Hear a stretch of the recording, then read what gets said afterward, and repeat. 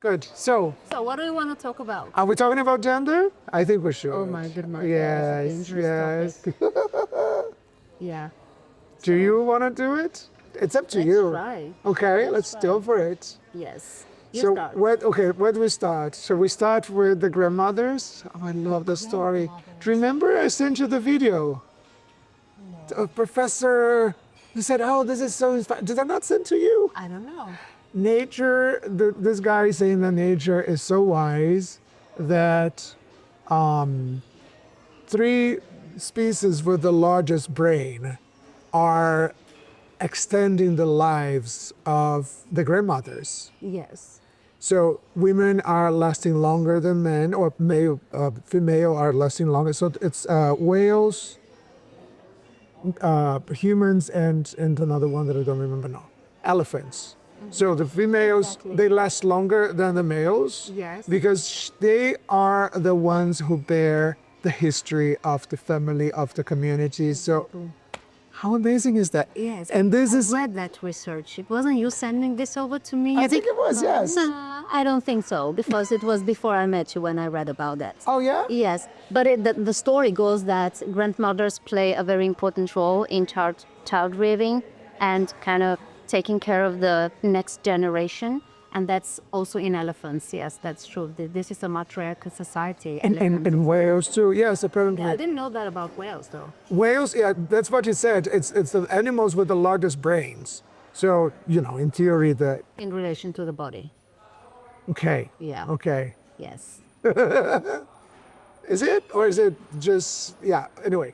But the important thing is, I'm saying this, and I think what the conversation started because we said something about biology, and you said something about the place, the role of the woman in certain circumstances. We've been having discussions on gender for a while.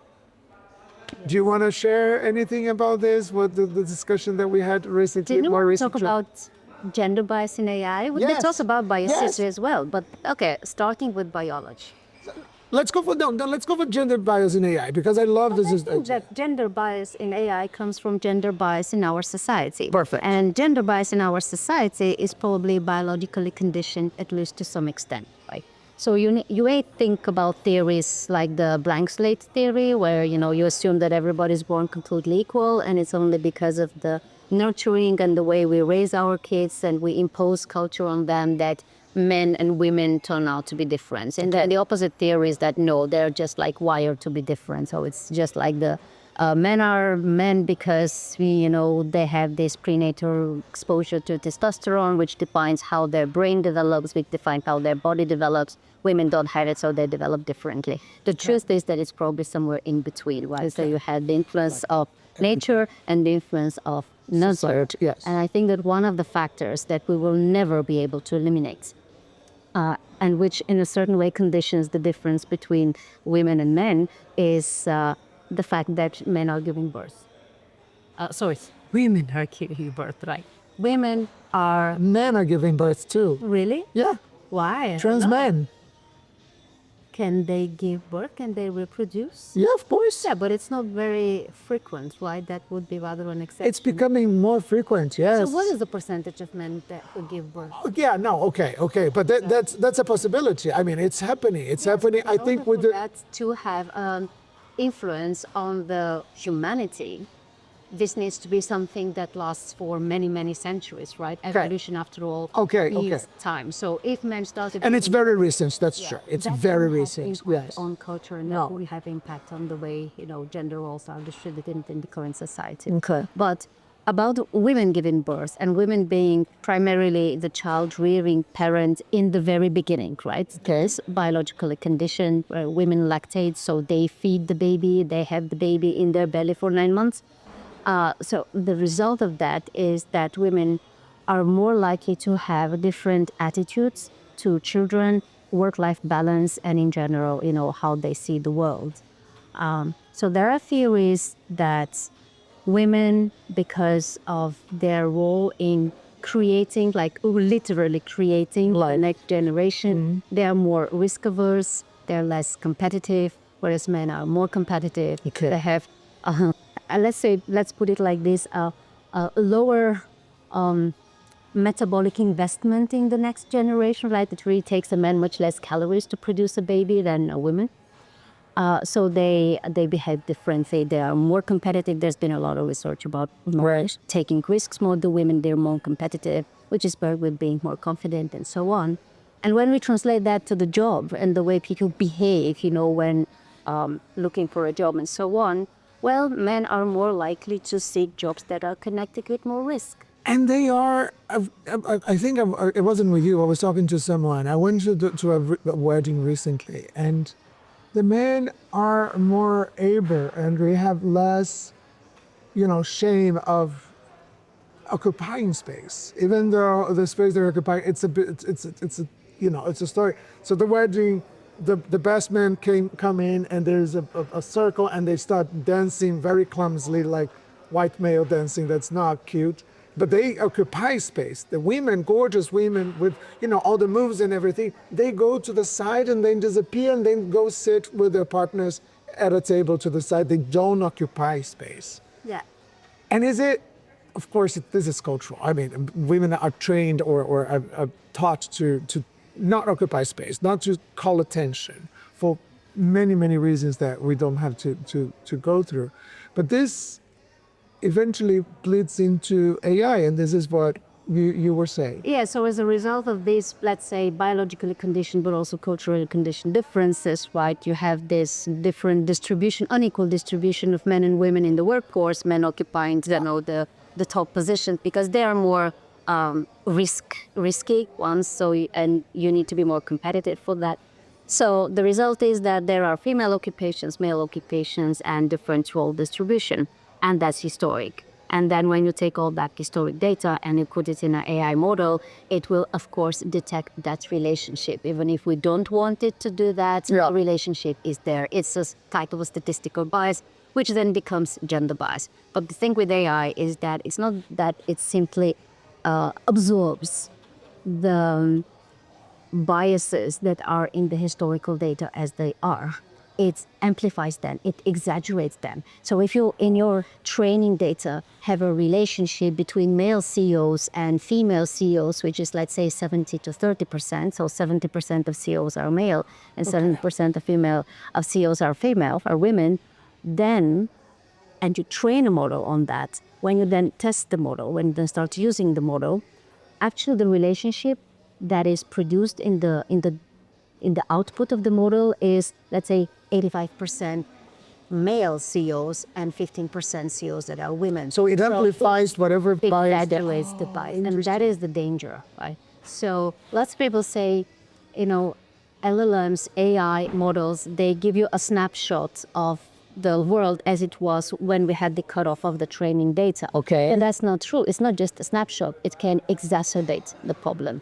It can exaggerate the bias. That is the risk. But there are ways of reducing bias. Can you tweak the training, the data, or the way the data is processed? It's virtually impossible. Okay. And the way for that is because it's truly difficult to create balanced data sets. So you can balance a data set. You can say, okay, we're gonna curate the data set and filter and portion it so that in our training data set, we have 50% male CEOs and 50% female CEOs. So we're going to cut away, the excess of male CEOs so that we have a 50-50 split. But that's fine. Let's say this is like a class, that you want to train your LLM on, and that is the class of CEOs. Okay. The problem comes when you then look at the whole data. So suppose that in your data set, the entire data set, you have much, more male representation than female representation. The fact that you have a 50-50 distribution within one class doesn't help so much, because the important thing is what is the distribution of female and male within the entire data set. Let me give an example of a actual case. So an LLM, it's a visual model, if I remember correctly, trying to identify images and what's on that image, and looking at pictures of basketball players, so basketball and a white player, and basketball and a black player. Okay. Right? And then learns to associate basketball with white and black people. Okay. So the data set that was used for that was 50-50 male and white and black basketball players. So really 50-50. but still the model learned to associate basketball with black players, even though it was a 50-50 split. Why? Because in the whole data set, there were way more white people than black people. So basketball was actually associated with black people. Because he forced the association. Proportion, right? So in order to correct for that, you need to make sure that your whole data set is balanced across each and every class of object or quality properties that you need to train the LLM for, and that is virtually impossible. This is what I'm talking about tomorrow. It's called the hidden cost of English AI, English-only AI. But I'm starting with gender bias and racial bias, exactly the two topics that we're covering today. And one person, I don't think she's here, Nicole, Spit James. I was talking to her and she said, well, I try to not share too much personal data with my instance of LLM, my engine, my model.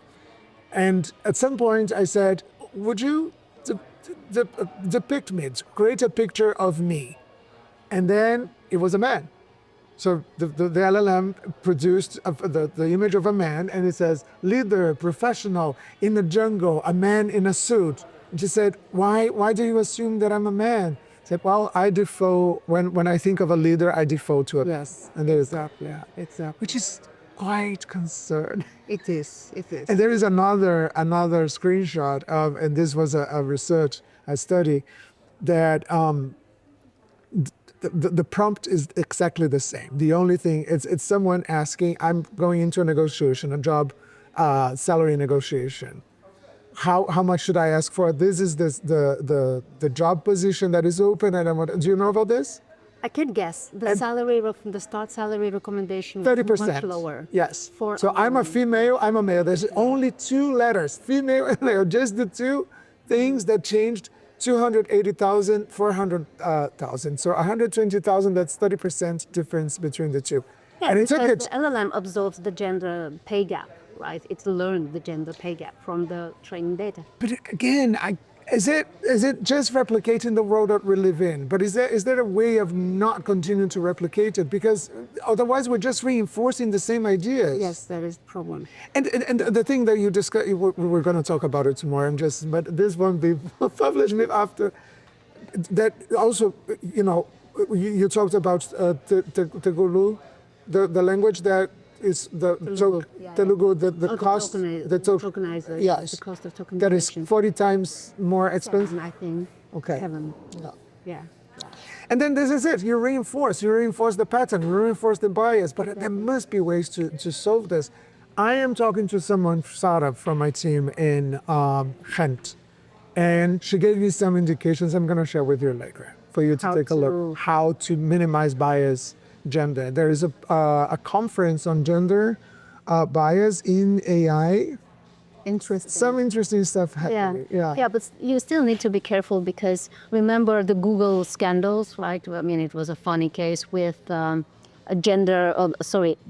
overcorrection. I would call it bias overcorrection. So when people wanted to generate images of American founding fathers, they came back as mothers and black people and so on. Because the way Google, obviously tried to eliminate bias was by superimposing in the prompt, like make sure that in the image that you generate, there is diversity, inclusion, and so on. So the model simply blindly applied that everywhere, including in cases where it wasn't particularly right. So you had the Pope depicted as a woman, in the Gemini images. So pretty nice pictures, but still not factually accurate, right? Sure. So that is one way that the providers of large language models and AI models try to mitigate bias by superimposing the prompt, which says, no bias. Another way is through fine-tuning, right? So you can also do it through fine-tuning. And you can also partially do it through the data. But as I said, it's virtually impossible to balance the data set in a way that for every class you have because of the whole data set. Very good. Oh my God, you're the first recurring guest on my sofa, so really? Thank you It's so an much. honor. It's an honor. And did you like the keynote? It was good, was it? Yes, it was very interesting. I She's never very thought smart. about that type of intelligence that is encoded in nature, but I actually think there's a lot of intelligence encoded in nature. Yes, that's true, and we're part of it.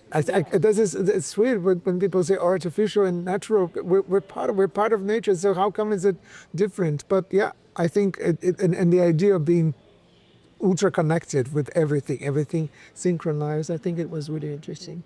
I really look forward to the session that you have Yes, tomorrow. please I'll come. be there. It's gonna be fun. It's gonna be fun, and I have a wonderful guest after co-presenter, Katrina Montinola. She's gonna, she's the expert. But you know a lot too, so I hope. I'll be there in to- Jordan. Yes, I would love that. Thank you. Thank you so much. It was a pleasure. Always good to talk Thanks. to you. Take care.